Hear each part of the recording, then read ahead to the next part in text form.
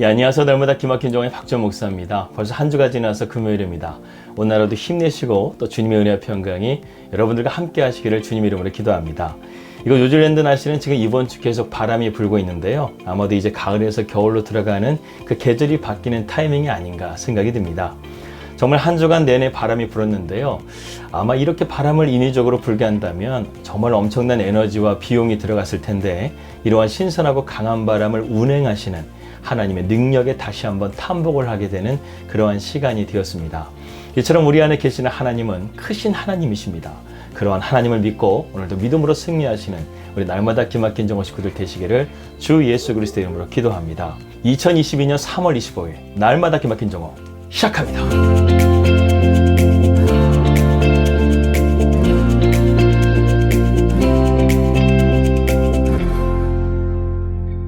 말씀 들어도록 하겠습니다. 우리는 계속해서 아브라함의 말씀을 함께 살펴보고 있습니다. 창세기 18장부터 20장까지는요. 아브라함은 누구인가, 또 아브라함을 왜 부르셨는가, 이러한 것들을 증명하는 장이라고 할 수 있습니다. 그 와중에 소돔과 고모르에 대한 이야기도 다시 등장하게 되죠. 아브라함은 문명지인 갈대아 우르에서 하란으로 갔고 다시 가나안 땅을 향해서 믿음의 여정을 이어갔습니다.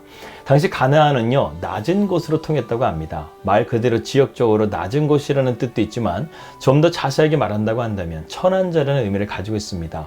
이 노아 시대 때요, 이 노아가 홍수가 끝난 이후에 그가 포도주를 많이 마셔서 벌거벗고 누워있는 것을 처음 발견한 함이 이것을 덮어주지 않고 자기 형제들에게 알림을 통해서 노아가 화가 났죠. 그러면서 이 함에게 저주를 내립니다. 그때부터 아마 이 가나안이 낮은 곳, 천한 곳, 이러한 의미를 가지게 됐지 않았나 하는 생각이 듭니다. 하나님께서는 당시에 고도의 문명을 자랑하던 갈대아 우르에서 아브라함을 부르셔서 낮고 천한 이 가나안 땅으로 부르셨다는 것이죠. 여기서 우리는 한 가지 의문을 갖게 됩니다. 분명 하나님은 12장에서 뭐라고 말씀하셨습니까? 내가 너로 큰 민족을 이루고 내게 복을 주어 내 이름을 창대하게 하리니 너는 복이 될지라. 너를 축복하는 자에게는 내가 복을 내리고 너를 저주하는 자에게는 내가 저주를 내리리니 땅의 모든 족속이 너로 말미암아 복을 얻을 것이라. 이렇게 말씀했습니다. 분명 하나님은 아브라함에게 복을 주실 것이라고 약속하시고 가나안 땅으로 가라고 말씀하셨죠. 그래서 아브라함은 정말 기대가 넘쳤을 것입니다. 그런데 막상 도착해 보니까요, 가나안 땅은 아브라함이 상상하던 그런 곳이 아니었습니다. 그래서 가뭄이 오자 자기도 모르게 애굽으로 내려가서 살려고 했던 것이죠. 이방 땅이라 정착하는 것도 쉽지 않았을 뿐만 아니라 언어도 다르고 환경도 다르고 정말 저희와 같은 그런 심정이 아니었을까 하는 생각이 듭니다. 근데 하나님은요, 그곳으로 가라 하신 것이죠. 심지어 아브라함과 함께 롯도 함께 지내다가요, 이것을 도저히 견디지 못하고 아브라함의 곁을 떠나게 됩니다. 처음에는 그도 아브라함의 말을 듣고 함께 따랐을 거예요. 그런데 아브라함이 믿음의 모습을 제대로 보여주지도 못하고 또 환경도 어렵고 언어도 다르고 정말 힘든 삶이 나날이 계속되니까 이 롯도 아브라함을 떠나게 된 것이었습니다. 또 하나님은 약속의 자녀를 주시겠다고 약속하셨죠. 근데 10년 동안 그렇게 기다렸는데도 불구하고 하나님께서는 침묵하셨습니다. 그리고 견디다 못한 사라가 자기의 몸종을 주어서 아브라함으로 하여금 동침하게 하고 육신의 자녀를 낳게 되었다는 것이죠. 이런 아브라함의 스토리는요, 여기서 실패로 끝나는 게 맞습니다. 그런데 하나님께서는요, 아브라함을 포기하지 않으셨어요. 아브라함은 그 뒤로 13년이라는 시간 동안 침묵하신 하나님을 여전히 섬기며 그분을 예배합니다. 그리고 이제 13년이 되어서야 하나님은 아브라함에게 다시금 말씀하여 주시고 약속의 자녀 이삭을 낳을 것이라고 약속해 주셨습니다. 이러한 모든 과정을 보게 되면요, 참 쉽지가 않습니다. 도대체 12장에서 말씀하신 복, 그리고 15장에서 언약하신 그 복은 언제 이루어지는 것일까 하는 의문이 들기도 합니다. 그런데 우리가 여기서 아브라함의 믿음을 생각할 때 한 가지를 알아야 할 것이 있습니다. 하나님께서는요, 아브라함에게 허락하신 그 믿음은 삶의 원인과 결과가 모두 하나님께 있다는 사실을 아는 것이었습니다. 하나님이 아브라함을 가나안이라는 낮고 천한 곳으로 인도하신 것도 하나님의 뜻이고, 애굽으로 내려가서 하나님을 배우게 된 것도 하나님의 뜻이고, 믿음의 자녀를 결국 낳게 되는 것도 하나님의 섭리에 의한 뜻이라는 것을 아브라함은 깨닫게 된 것이죠.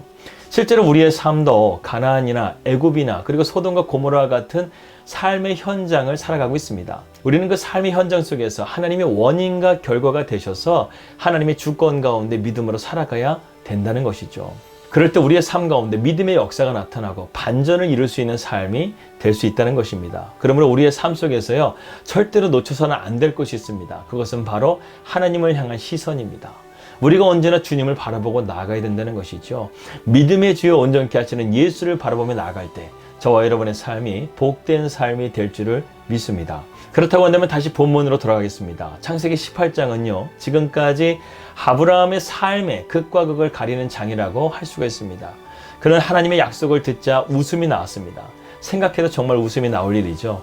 자기의 아내가 이제 90세가 다 되어가는데 배가 불러서 아들을 낳는다고 하니 어찌 안 그렇겠습니까? 그래서 아브라함은 하나님의 말씀을 듣고도 할례를 행하고도 그날 밤에 아내 사라에게 아무 말도 하지 않았습니다. 이 약속이 사실이라고 한다면 사라가 가장 먼저 알았을 것이기 때문에 그렇습니다. 그런 가운데서 아브라함은 헤브론 근처 오랜 친구인 마므레의 땅에 장막을 쳤습니다. 예전에도 아브라함은 이곳에서 제단을 쌓았던 것이었죠. 그런데 어느 날 아브라함이 장막 그늘에 앉아 있었는데 사람 셋이 지나가는 것을 보았죠. 아브라함은 즉시 달려가서 절하며 그들을 맞이했었습니다. 절은 당시에나 지금이나 존경과 겸손을 나타내는 행위였죠. 특별히 아브라함은 몸을 땅에 굽혔다고 말하는데 이것은 타인에게 좀처럼 하지 않는 공경의 표시였다고 합니다.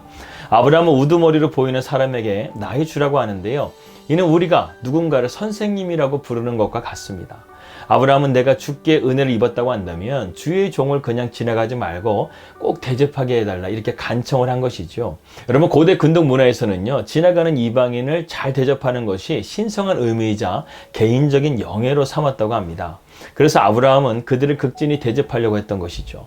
그들이 수락하자 아브라함과 사라는 종에게 신속하게 요리를 하게 하고 그들에게 그늘지고 좋은 자리에 쉼을 얻게 해줍니다.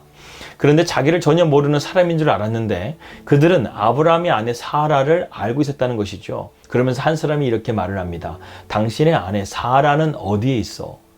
아브라함은 등골이 오싹했을지도 모릅니다. 왜냐하면 아브라함이라는 이름은 창세기 14장에서 그돌로오메를 무찌른 영웅이었기 때문에 그를 알아볼 수도 있었지만 심지어 자기의 아내 그리고 하나님께서 사라라는 이름에서 사라라는 이름을 바꿔주신 그 이름을 알고 있다는 것은 이 사람의 정체가 무엇인지 모른다는 것이죠. 아브라함을 해하려고 하는 적인지 아니면 그 이상인지 아브라함은 알 수 없는 이 손님을 지금 맞이하고 있다는 것입니다.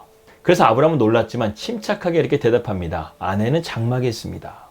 여기서 아브라함은 태도를 바꿔서 상당히 간단하게 대답을 하죠. 처음에는 그들을 모시기 위해서 애썼던 아브라함의 모습과는 전혀 다른 모습을 지금 우리에게 보여주고 있습니다. 아브라함은 이들이 평범한 여행객이 아니라는 사실을 눈치챘죠. 그 당시 아브라함은 하나님에 대해서도 잘 몰랐고 천사의 존재도 잘 몰랐습니다. 사실 아브라함보다 하갈이 천사를 먼저 만났죠. 그 전까지 아브라함은 하나님을 음성으로만 만났었습니다. 그런데 아브라함이 지금 주의 천사와 성육신하시기 전에 예수님을 지금 만나고 있는 것이죠. 그래서 성경을 보게 되면 나그네 대접하기를 잘하라는 말씀이 있습니다. 은연중에 우리가 주님을 대접할 수 있다는 것이죠. 그런데 더 놀라운 것은요, 아브라함에게 내년 이 시기에 사라가 아들이 있을 것이라는 것을 다시 한번 말씀하고 있다는 것이죠. 사실 이 이야기는 지금 아브라함과 하나님만이 알고 있었던 이야기입니다. 그런데 지금 이 이야기를 말씀하고 있다는 순간 아브라함은 이분은 바로 그 하나님이시구나 이것을 깨닫게 된 것이죠. 그런데 창세기 기자는요, 이 장면을 갑자기 장막에 있는 사라에게로 옮겨주고 있습니다. 왜냐하면 아브라함이 이 이야기를 사라에게 해주지 않았기 때문에 그렇죠. 옆에 장막에서 이 이야기를 듣고 있었던 사라가 갑자기 웃음을 터뜨립니다. 그러면서 그녀는 이렇게 말하죠. 내가 노쇠해왔고 내 주인도 늙었으니 내게 무슨 즐거움이 있으리요. 여러분, 사라는 누구보다 자기의 몸을 알고 있었습니다. 90세가 된 그 자신의 몸이 임신을 한다는 것은요, 도저히 믿을 수 없는 일이죠. 사람 나이가 80이 지나게 되면요, 몸이 말을 안 듣는다는 얘기를 종종 듣습니다. 그런데 80을 훨씬 지나서 이제 9학년이 되었는데 어떻게 그러한 가운데서 임신이 가능하겠습니까? 다시금 이 세 방문자의 이야기로 들어가 보겠습니다. 아브라함은 이들과 이야기를 하면 할수록 이들이 보통 사람이 아니라는 사실을 깨닫게 됩니다. 결국 아브라함은 이들이 하늘의 사절단이라는 사실을 깨닫게 됩니다. 그런 가운데서 지금 사라는 혼자 웃고 있습니다. 그런 가운데서 지금 사라가 혼자 웃고 있습니다. 그런데 놀랍게도요, 지금 사라와 이들은 장소가 전혀 다른 곳에 있는데 이 사라가 웃는 것을 보시고 주님께서 사라에게 말씀하신다는 것이죠. 주님께서 사라에게 말씀하신다는 것입니다. 창세기 18장 13절에서 14절의 말씀입니다. 여호와께서 아브라함에게 이르시되 사라가 왜 웃으며 이르기를 내가 늙었거늘 어떻게 아들을 낳으리요 하느냐. 여호와께서 능하지 못한 일이 있겠느냐. 기한이 이를 때에 내가 내게로 돌아오리니 사라에게 아들이 있으리라. 여기 보게 되면 우리가 간과해서는 안 될 말씀이 있습니다. 바로 여호와께서 아브라함에게 이르셨다는 부분이죠.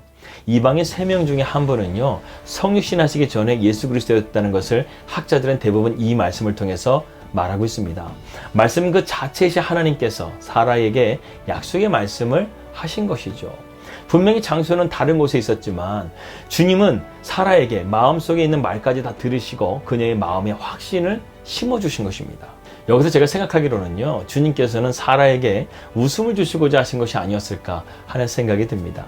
자녀를 갖지 못하는 것을 수치스럽게 생각하며 평생을 살았던 사라에게 과연 웃음이 있었을까요? 없었다는 것이죠. 근데 지금 나이 90세에 아들을 낳는다는 소리를 들으니까 그녀도 모르게 웃음이 나왔던 것입니다. 그래요. 주님은 언제나 우리에게 기쁨을 주시는 분이십니다. 아무리 낙심이 되고요, 절망이 된다 할지라도 우리가 웃을 수 있다고 한다면 견딜 수가 있고요, 이겨낼 수도 있고요, 더 나아가서 반전과 역전도 이룰 수가 있습니다. 그래서 바울은 데살로니가전서 5장 16절에서 이렇게 말씀하죠. 항상 기뻐하라. 빌립보서의 말씀에서는 주 안에서 항상 기뻐하라. 이렇게 말씀했습니다. 여러분, 주 안에서의 기쁨은요, 그냥 세상적인 기쁨과는 전혀 다른 것입니다. 세상적인 기쁨은요, 환경에 의해서 좌지우지 되는 그런 얕은 기쁨이라는 거예요. 그러나 주님이 주시는 기쁨은 영원한 기쁨이라는 것입니다. 이 세상이 줄 수 없는 기쁨이라는 것이죠. 드디어 사라가 웃었습니다. 자기도 모르게 웃었어요. 하나님의 약속의 말씀을 듣고 그녀는 웃게 되었습니다. 그리고 그녀는 믿었어요. 자기의 이 웃음까지도 살피시는 하나님을 그녀는 믿었습니다. 그래서 그녀는 소망을 갖고 약속의 자녀를 낳게 된 것이죠. 히브리서 11장은 믿음의 명예의 전당이라고 부릅니다. 거기서 믿음의 여인으로서 사라가 첫 번째로 등재되게 되는데, 그 사라에 대해서 이 히브리 기자는 이렇게 말씀하고 있습니다. 믿음으로 사라 자신도 나이가 많아 단산하였으나 잉태할 수 있는 힘을 얻었으니 이는 약속하신 일을 미쁘신 줄을 알았음이라. 이렇게 말씀한다는 것이죠. 그녀도 자기가 아이를 못 낳는다는 것을 알았어요. 그런데 주님의 그 약속의 말씀을 듣고 그녀가 힘을 얻어서 하나님의 약속의 자녀를 낳게 되었다는 것입니다. 처음에는 그녀도 어리둥절했어요. 온전히 이해하지를 못했어요. 하지만 사라는 그것을 믿었다는 거예요. 처음에는 의심하고 부인도 했지만 점점 자기 몸이 변하는 것을 누구보다 그녀는 잘 알았기 때문에 하나님의 약속의 말씀을 더욱더 확신하며 믿게 되었다는 것입니다. 그리고 그녀는 약속의 자녀인 이삭을 낳게 되죠. 여러분, 이처럼 하나님의 약속의 말씀은요, 능력의 말씀인 거예요. 우리도 그러한 하나님의 약속의 말씀을 믿고 믿음으로 나아가시기를 주님의 이름으로 기도합니다. 기도하겠습니다. 하나님 아버지, 감사합니다.